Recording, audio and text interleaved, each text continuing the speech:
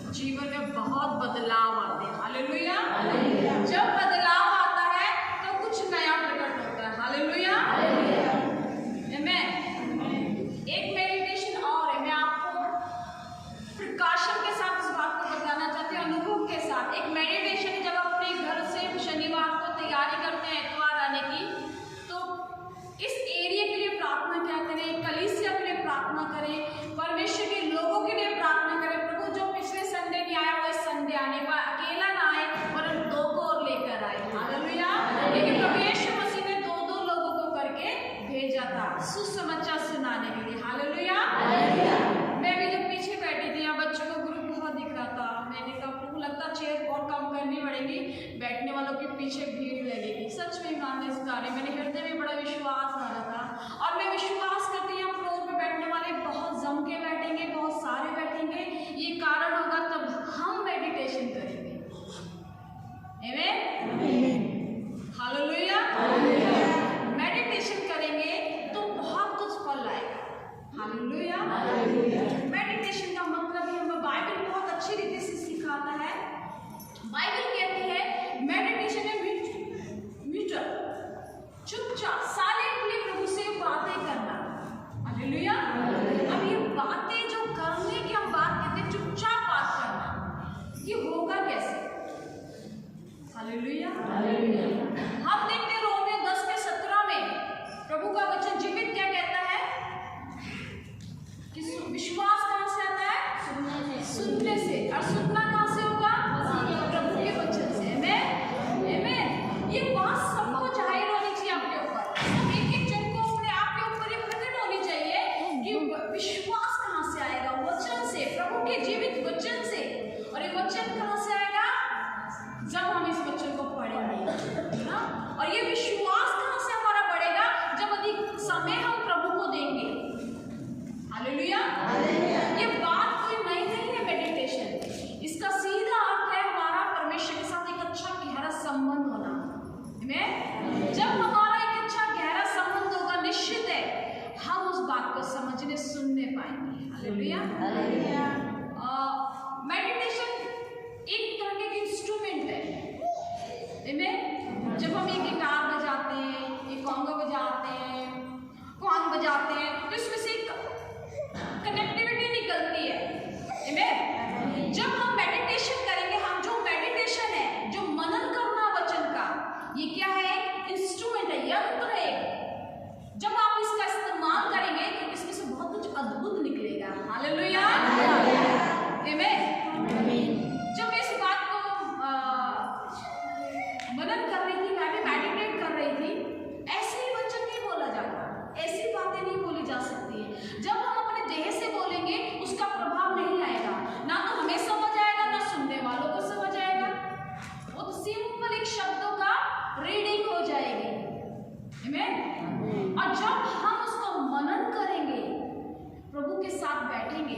प्रभु से मांगेंगे और उसके विषय में प्रभु से चर्चा करेंगे प्रियो, उस समय हमारे जीवन में मन का जो प्रभाव आएगा ना वो बहुत अद्भुत होगा।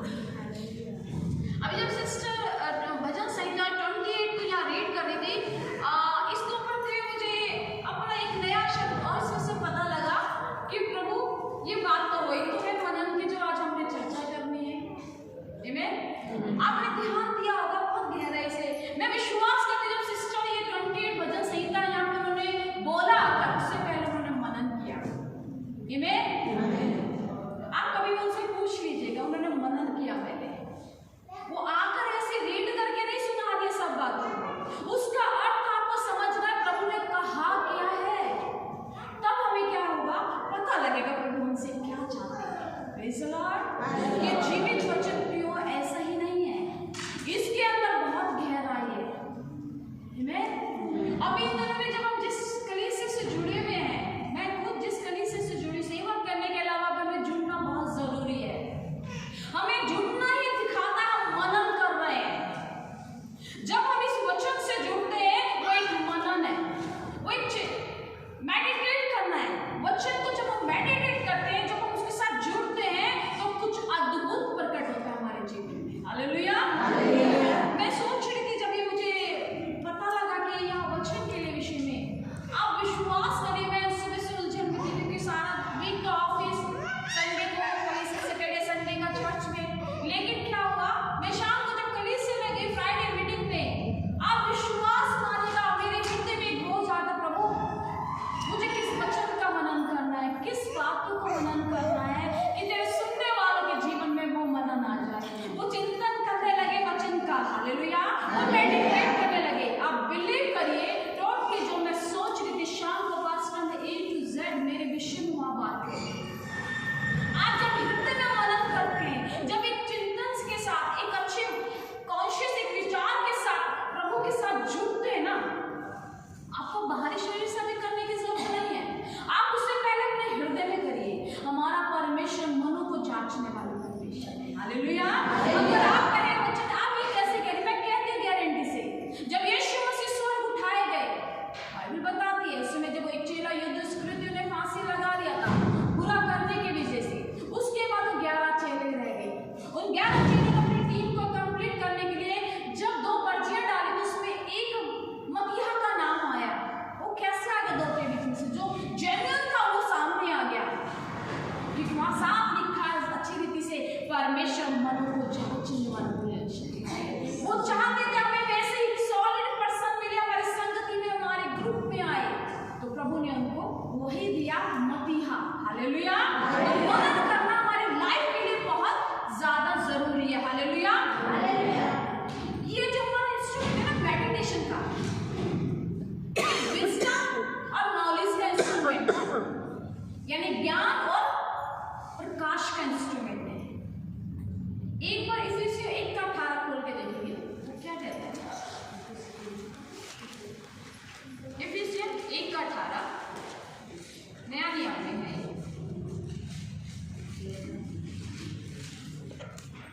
हमारे मन की आंखें ज्योतिर्मय हो कि तुम जान लो कि उसकी बुलाहट क्या है। आशा क्या है। 17 पढ़े एक बार, 17 पहले पढ़े, कि हमारे प्रभु यीशु मसीह का परमेश्वर जो महिमा का पिता है तुम्हें अपनी पहचान में ज्ञान और प्रकाश की आत्मा दे। हालेलुया। जब ये हम वचन खोलेंगे तब ये मिलेगा। आमीन। मैं भी इसी बात को जब कलीसिया से जुड़ते तो मुझे एक बड़ा आत्मिक प्रेम के विषय में प्रभु हृदय में बहुत सारी बातें डालता। मैं विश्वास करती हूँ जितनी हम मेहनत की जा रही है हमारे, हम विश्वास करते हैं खुदा ने जितना एरिया दिए खाली नहीं रहना चाहिए।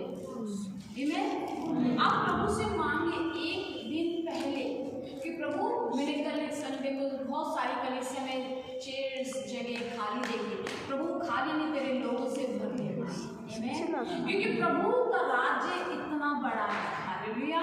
तो जब हम इस वचन का मनन करते हैं तो क्या कह रहा है परमेश्वर का जीवित वचन, पौलुस कह रहा है कि परमेश्वर का, हमारे प्रभु का पिता परमेश्वर तुम्हें ज्ञान और प्रकाश की आत्मा दे। आमीन। ज्ञान और प्रकाश की आत्मा दे, कोई और नहीं।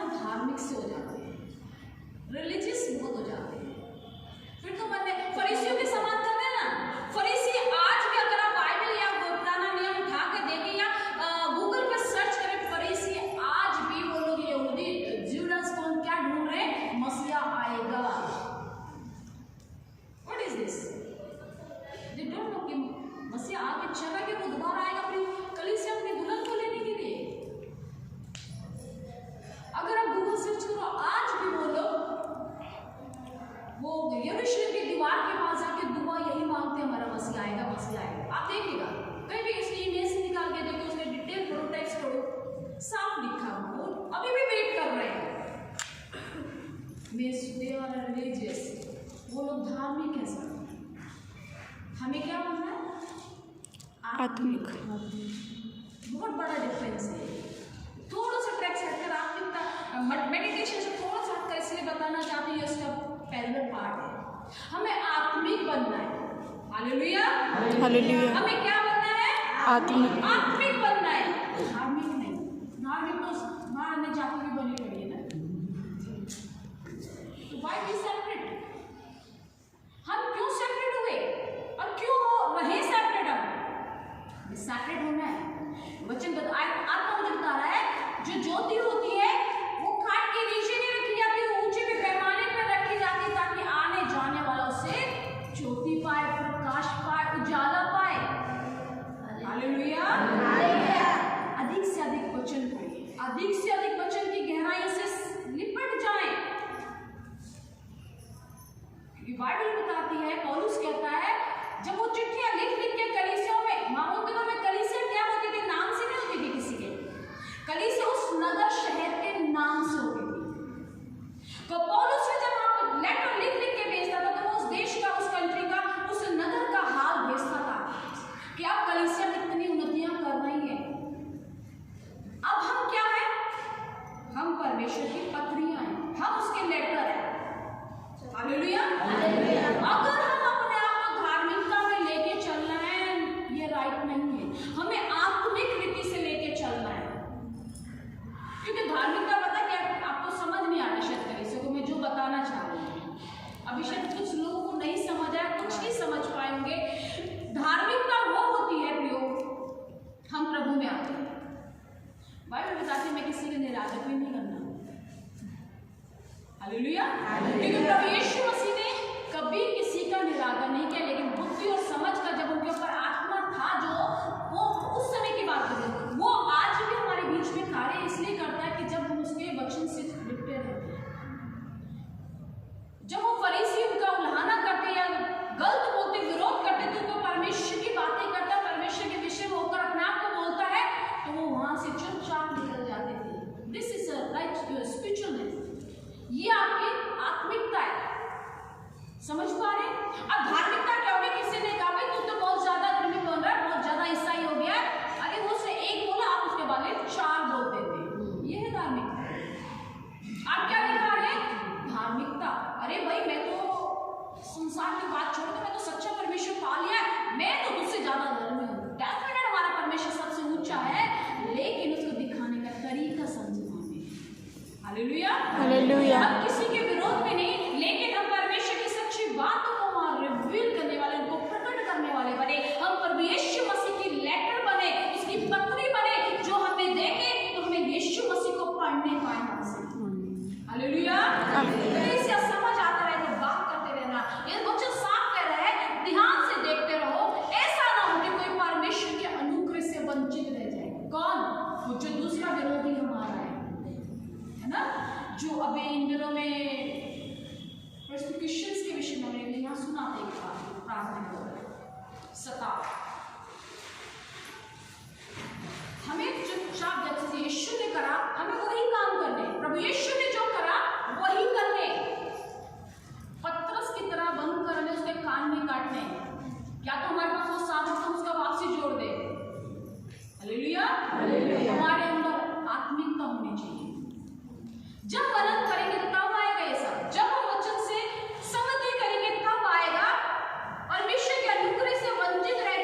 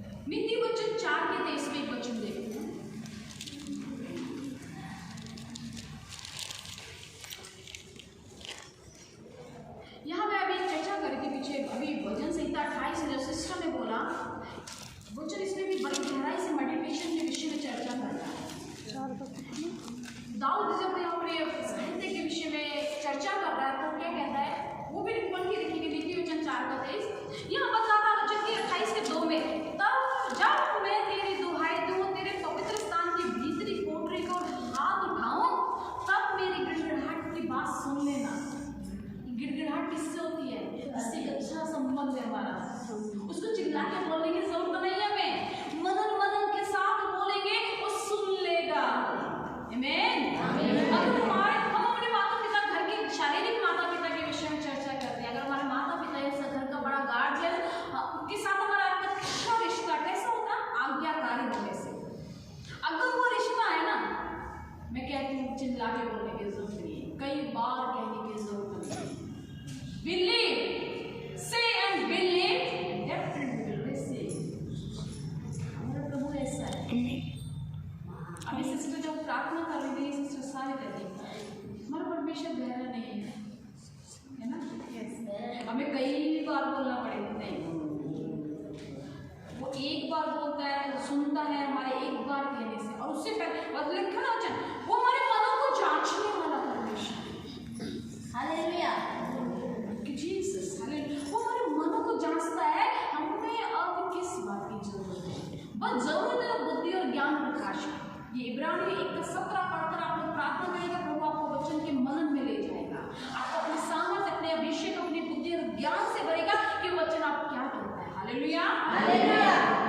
क्या कहता है प्रभु में 4:23?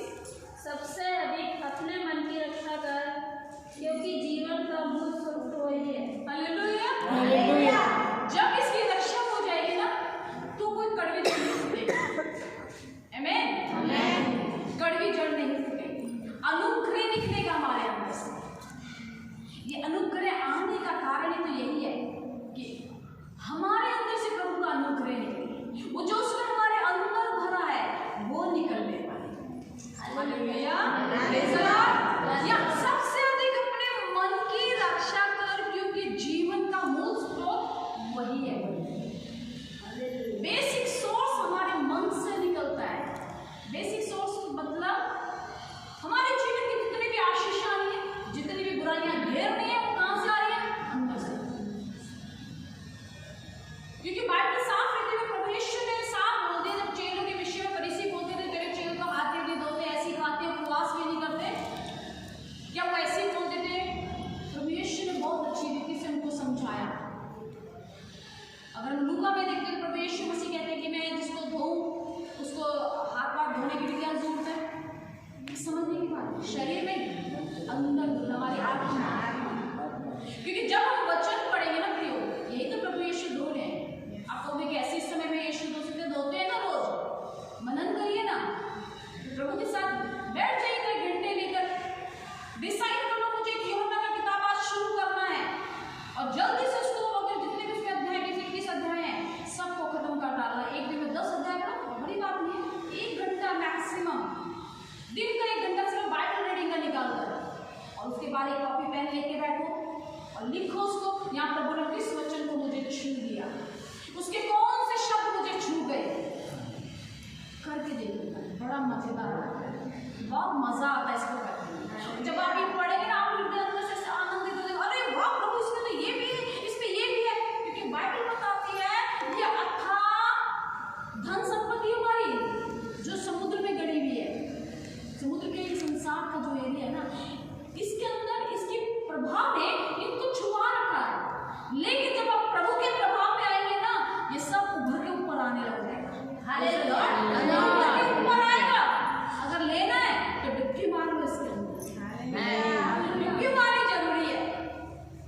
आपको तैरना आए ना आए, क्योंकि अरे भाई मैं तो इतना विश्वास कर लिया, नहीं हुआ पूरा। सिस्टर भी बता रहे थे भजन संहिता में पढ़ने के बाद उन्होंने एक बात बताई कि 10 साल के बाद उनको वो उनका पाठ था, लेकिन उन्होंने एक बड़ा अच्छा विश्वास जनरेट किया यहाँ पर कि आप और 10 साल में प्रभु बोल दे, प्रभु कोई बात नहीं, अभी नहीं हुआ, अगले 10 साल भी मैं वेट करूंगी।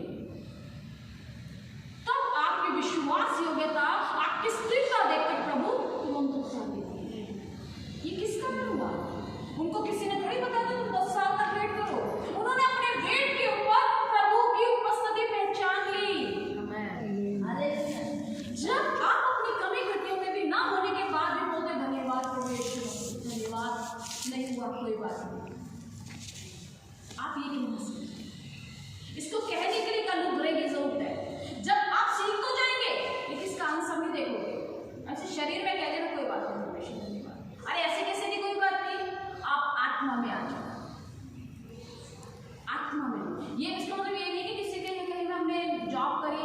सैलरी नहीं मिली, प्रभु कोई बात नहीं, और सिस्टर तो कहते कोई बात नहीं, धन्यवाद कहते हो, ठीक है वहाँ काम भी होगा, लेकिन मूर्खता नहीं, वचन की उपस्थिति के साथ।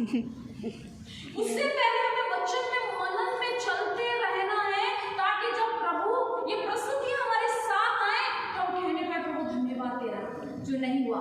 जब हम ऐसा कहते हैं इसके बाद जो बेस्ट होता है ना, जो हमारे लिए रखा होता है, हम उम्मीद कहीं और कर रहे होते हैं लेकिन रखा कहीं और होता है, वो दिखना चाहिए। हालेलुया।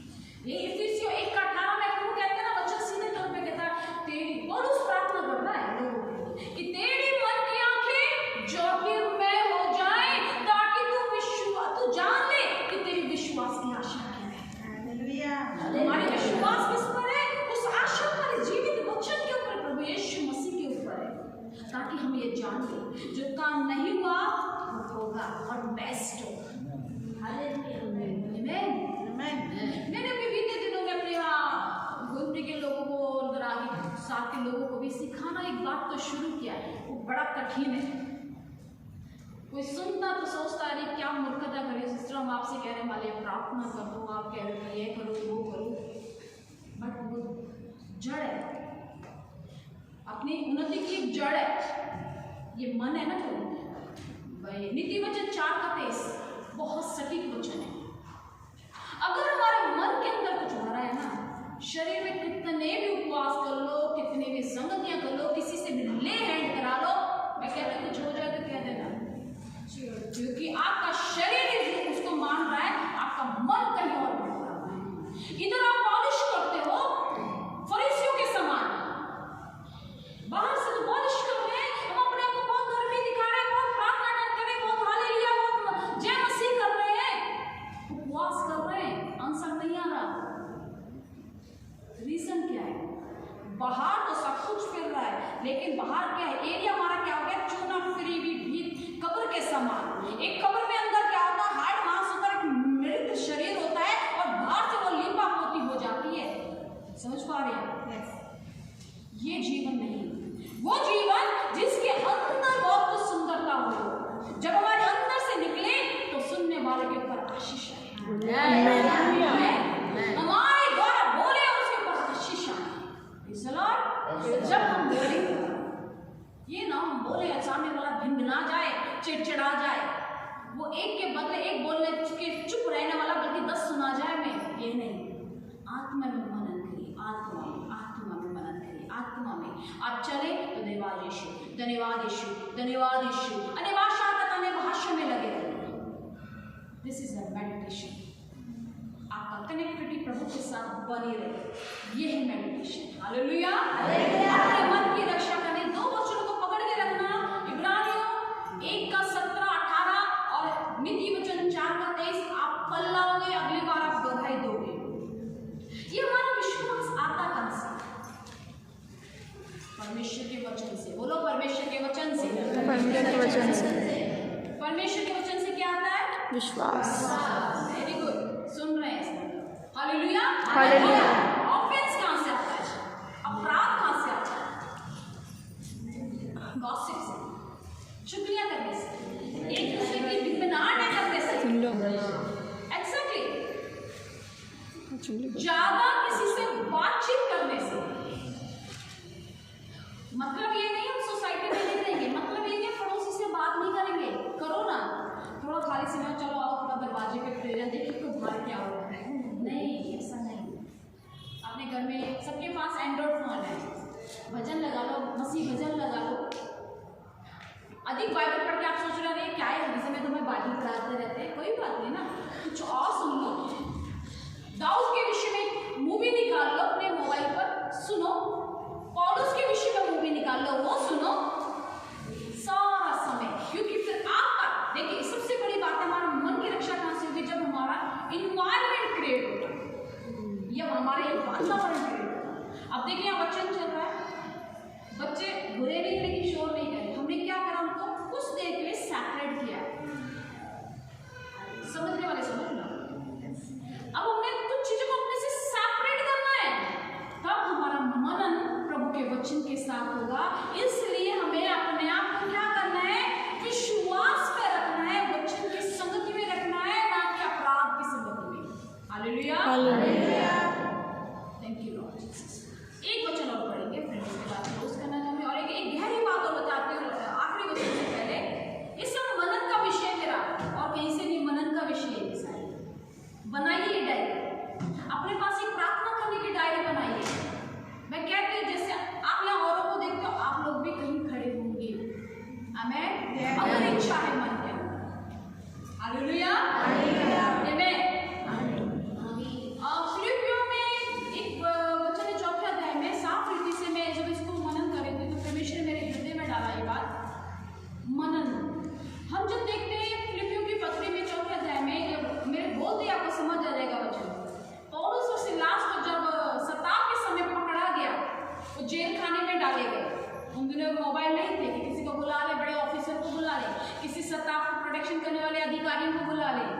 उनके समय सब कुछ पवित्र आत्मा था।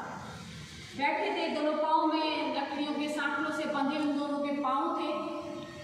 उस समय उसको कुछ नहीं समझ आया।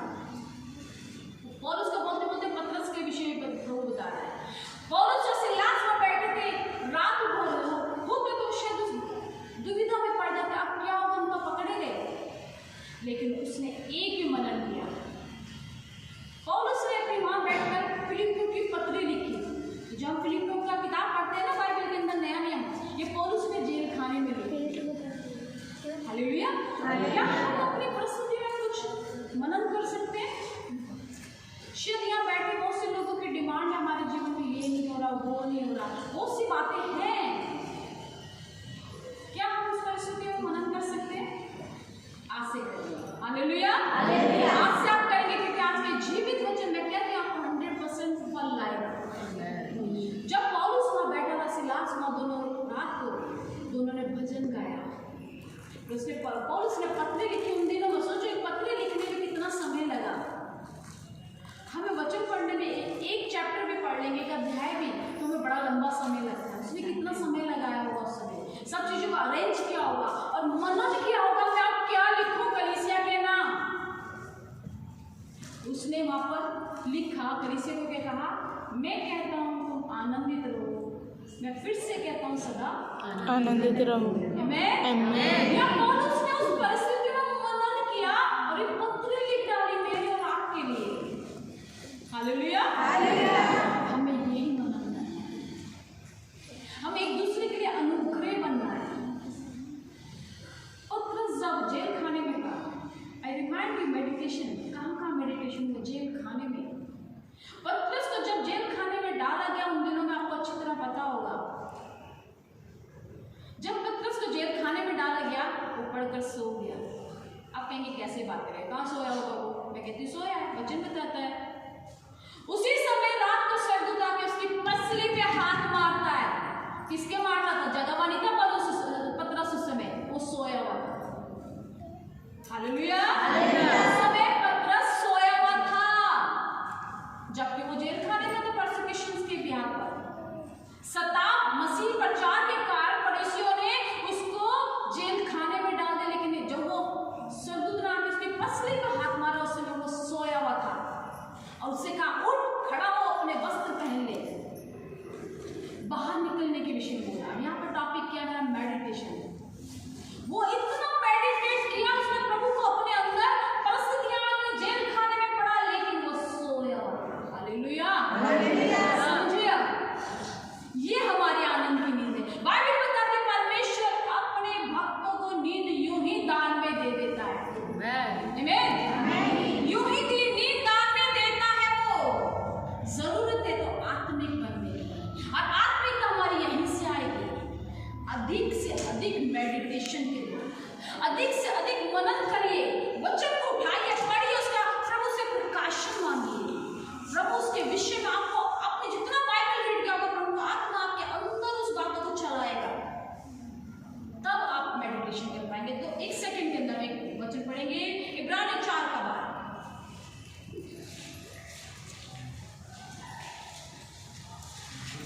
जब हम प्रभु के वचन को पढ़ेंगे, आप तो खुद ब्लेस तो होंगे और आप दूसरों के लिए भी ब्लेसिंग का कारण होंगे। हालेलुया। जल्दी से इब्रानी 4 का 12। क्योंकि परमेश्वर का वचन जीवित और प्रबल और हर एक दो भारी तलवार से भी बहुत चौखा है, और प्राण और आत्मा को और गांठ गुर्दे को अलग करके आर पार छेदता और मन की भावना को, विचारों को जांचता है। मैं जब वचन हमारे अंदर आएगा ना, अब हमारे अंदर वो शरीर के काम तो रहेंगे नहीं। जब हम वचन में बने रहेंगे, इसको खोल के बताऊंगी और अधिक समय लगेगा, क्योंकि हमारा पास एक डिसिप्लिन है चर्च का।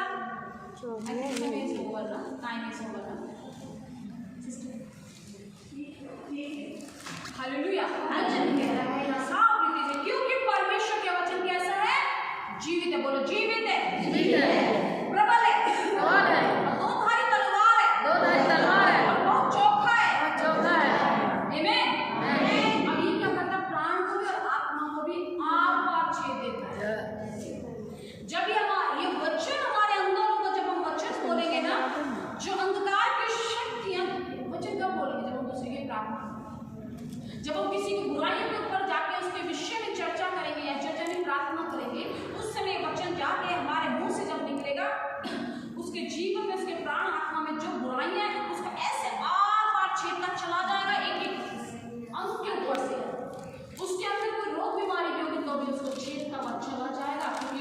धारी तलवार है।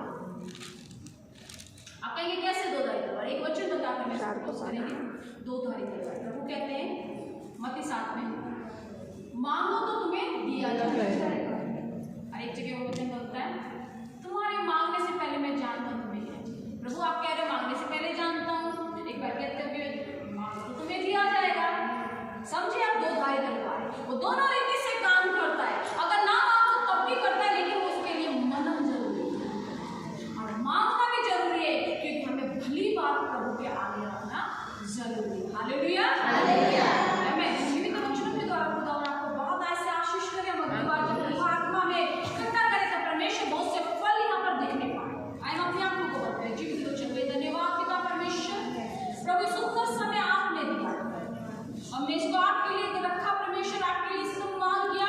प्रभु जितने लोग यहाँ पे परमेश्वर संसार से निकल कर प्रभु आपके राज्य में इकट्ठा हुए, प्रभु हम विश्वास करते हैं आने वाले दिनों में प्रभु ये मल्टीप्लाई होकर 4 टाइम्स 4 फोल्ड यहाँ पर होने वाले। प्रभु हम धन्यवाद करते हैं जीवित वचन आज का प्रभु बहुत ऐसे सबको ब्लेस किया है, उसके लिए वो सारा महिमा सारा आदर आपको यीशु मसीह के जीवित नाम में मांगते हैं। आमीन।